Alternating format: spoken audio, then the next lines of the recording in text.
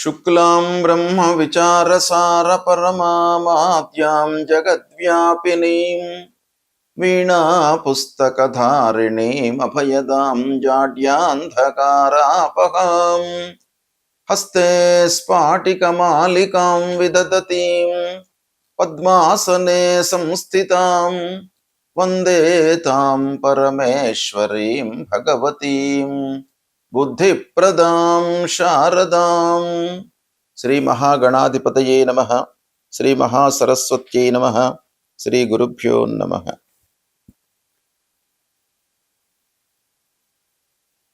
June నెలలో ప్రత్యేకంగా స్త్రీలకు గోచార ఫలితాలు ఎలా ఉన్నాయో తెలుసుకుందాం. ఈ జూన్ మాసంలో ఉన్నటువంటి గ్రహస్థితిని ఒక్కమారు మనం పరీక్షించినట్టయితే సూర్యుడు 15వ తారీఖు వరకు వృషభ రాశిలో సంచరిస్తున్నాడు. తదనంతరం మిథున రాశిలోకి ప్రవేశించి మాసాంతం కూడాను మిథున రాశిలో ఉంటున్నాడు. కుజుడు 20వ తారీఖు వరకు మేషరాశిలో ఉంటున్నాడు. తదనంతరం వృషభ రాశిలోకి ప్రవేశిస్తున్నాడు. ఇక బుధుడు 22వ తారీఖు వరకు మిథున రాశిలో ఉంటూ తదనంతరం కర్కాటక రాశిలో ప్రవేశించి మాసాంతం వరకు కర్కాటక రాశిలో ఉంటున్నాడు. గురువు 2వ తారీఖున ఉచ్చస్థానమైనటువంటి కర్కాటక రాశిలోకి ప్రవేశిస్తున్నాడు. శుక్రుడు 8వ తారీఖు వరకు మిథున రాశిలో సంచరిస్తున్నాడు. తదనంతరం కర్కాటక రాశిలోకి ప్రవేశించి మాసాంతం కూడాను కర్కాటక రాశిలో ఉంటున్నాడు. శనైశ్చరుడు మీనరాశిలో సంచరిస్తున్నాడు. రాహువు కుంభరాశిలో సంచరిస్తున్నాడు. కేతువు సింహరాశిలో సంచరిస్తున్నారు. ఈ విధంగా గ్రహస్థితి ఉంది. వృశ్చిక రాశి వారికి జూన్ మాసంలో ప్రత్యేకంగా స్త్రీలకు గోచార ఫలితాలు ఎలా ఉన్నాయో తెలుసుకుందాం. వృశ్చిక రాశి అధిపతి అంగారకుడు కుజుడు. కుజుడి యొక్క సంచారము ప్రభావాన్ని కలిగిస్తుంది.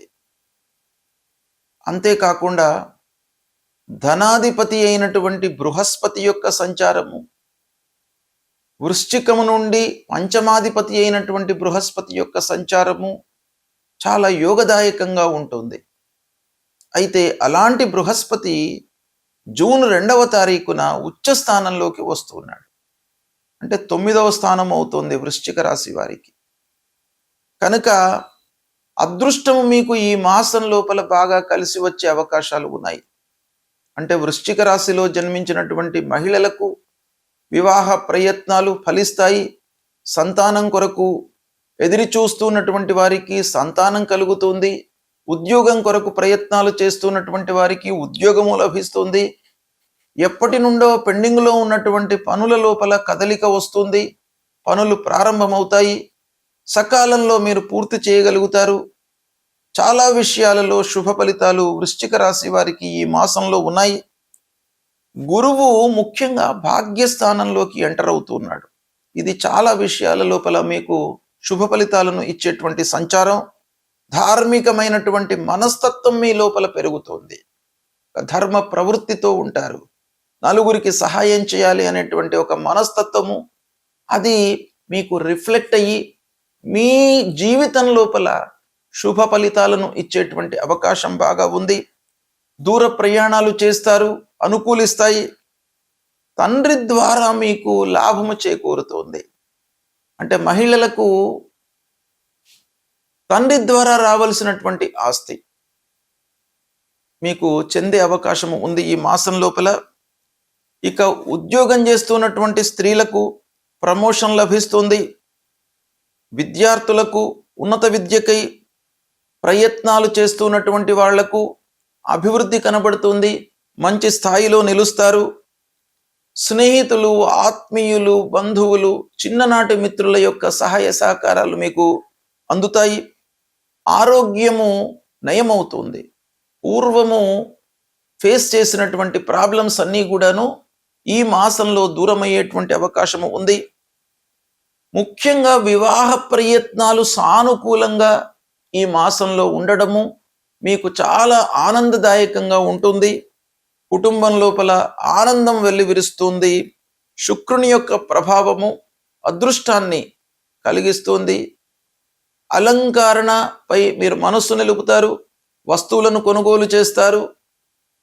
ఆభరణాలు, విలువైనటువంటి వస్తువులపై మనస్సు నిలుపుతారు. ధనలాభం కనబడుతుంది. పిల్లల విషయం లోపల మంచి సెటిల్మెంట్ ఉండడం మూలకంగా మీకు చాలా సంతృప్తి కలుగుతుంది. దైవ దర్శనం చేసుకుంటారు. ఇకపోతే శని ప్రభావం మూలకంగా కొంత పిల్లలపైన మీరు మనస్సు నిలుపాలి. గురువు, శుక్రుడు, మిగతా గ్రహాల యొక్క అనుకూలత మూలకంగా వాళ్ళ సెటిల్మెంటు, ఉద్యోగము ఇవన్నీ కూడాను మీకు బాగానే ఉన్నప్పటికీ శని ప్రభావం మూలకంగా ఒక 1% పిల్లలపైన, వాళ్ళ వ్యక్తిత్వం పైన, వాళ్ళు చేస్తున్నటువంటి పనులపైన మీరు మనస్సు నిలపడం చాలా అవసరము.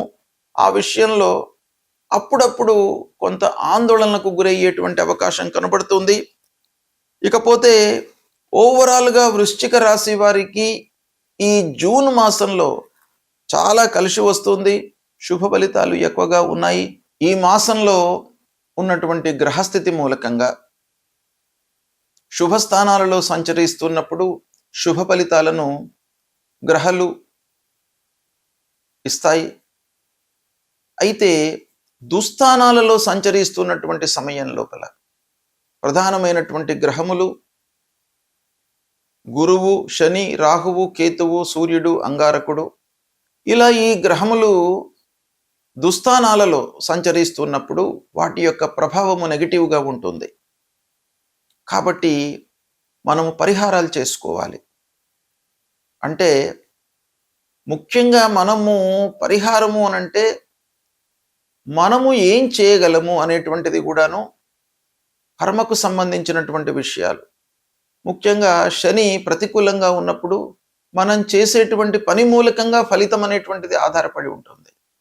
కాబట్టి మనము చేసేటువంటి పనులను కూలంకషంగా ఆలోచిస్తూ పూర్వాపరాలను క్షుణ్ణంగా తెలుసుకొని ప్రారంభించడము, అనవసరమైనటువంటి విషయాలను చర్చించకుండా ఉండడము, ఇలాంటివి చేస్తూనే భగవంతుడి యొక్క అనుగ్రహం కొరకై మనము స్తోత్ర పారాయణాలు, పూజలు, జపాలు, దాన ధర్మాలు, ఎవరికైతే అవసరము ఉందో బీదలకు,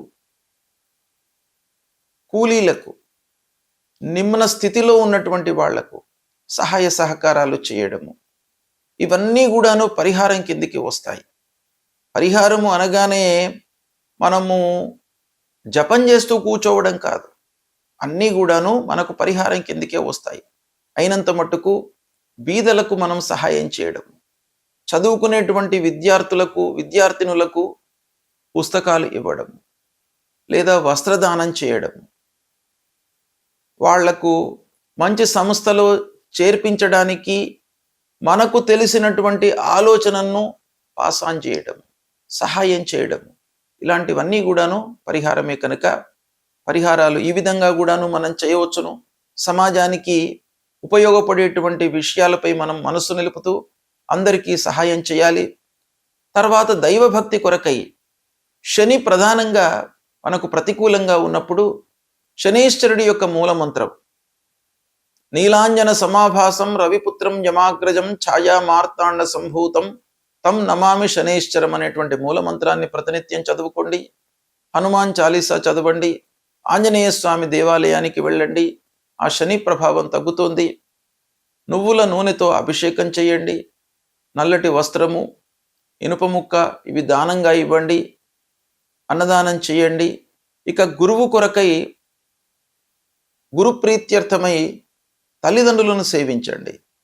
పెద్దలను సేవించడము, గురు దర్శనాలు చేసుకోవడము, దక్షిణామూర్తి స్తోత్ర పారాయణము, గురు చరిత్రను చదువుకోవడము, దేవానాంచ ఋషీణాంచ గురుంకాంచన సన్నిభం వందనీయం త్రిలోకానాం తం నమామి బృహస్పతి అనేటువంటి మూలమంత్రాన్ని ప్రతినిత్యం కూడాను చదువుకోవడము, ఇవి చేసినట్టయితే మీకు గురువు అనుగ్రహం లభిస్తుంది.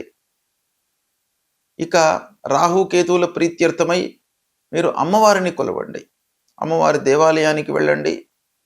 గణపతిని నిత్యం కూడాను మీరు కొలవండి. గణపతి స్మరణ చేయడము, గణపతిని దర్శించుకోవడం మూలకంగా మీరు చేసేటువంటి కార్యక్రమాలలో ఆలస్యం కానీ, ఆటంకాలు కానీ రాకుండా ఉంటాయి. కాబట్టి గణపతిని, అమ్మవారిని మీరు పూజించండి. ఇక సూర్య భగవాను కూడాను మీరు ప్రతినిత్యం ఆరోగ్యం విషయమై, ఆరోగ్యమే మహాభాగ్యం గనుక మనిషి అన్నీ కూడాను అనుభవించాలి అనంటే మనకు ఆరోగ్యం బాగా ఉండాలి. కాబట్టి గ్రహస్థితితో నిమిత్తం లేకుండా సూర్య భగవానుడికి ప్రతినిత్యం కూడాను మీరు నమస్కారం చేసుకోండి. 12 సార్లు సూర్యుడికి నమస్కారం చేయండి, అర్ఘ్యప్రదానం చెయ్యండి. తద్వారా సూర్యుడి యొక్క అనుగ్రహం మూలకంగా మీకు ఆరోగ్యం బాగా ఉంటుంది. ఆరోగ్యము మనకు చాలా ముఖ్యమైనటువంటిది అన్నిటికంటే కూడాను. కాబట్టి ఆ సూర్య నారాయణుడి యొక్క అనుగ్రహము మీకు ఉండాలి. కనుక సూర్యుడికి నమస్కారం చేసుకోండి. వీలైతే సూర్య నమస్కారాలు చేయండి. అది మీకు యోగా విధానంగా సూర్య నమస్కారాలు ఉంటాయి. దాన్ని చేసినట్టయితే ఆరోగ్యము, మనస్సు, బుద్ధి ఇవన్నీ కూడాను మీకు అనుకూలంగా ఉంటూ అన్ని విషయాల లోపల కూడాను మీకు ఒక అభివృద్ధి మార్గంలోకి మిమ్మల్ని తీసుకువస్తుంది. కనుక అది చేయండి. విష్ణు సహస్రనామ పారాయణం చేస్తూ ఉండండి. ఇవి చేసినట్టయితే మీకు గ్రహస్థితి ఎలా ఉన్నప్పటికీ, దుస్థానాలలో సంచరిస్తూ ఉన్నప్పటికీ మిమ్మల్ని ఆ భగవంతుడు అన్ని రకాలుగా రక్షిస్తూ మీకు మంచి ఆలోచనలను ఇస్తాడు. కాబట్టి ఇవి చేయండి. శుభం.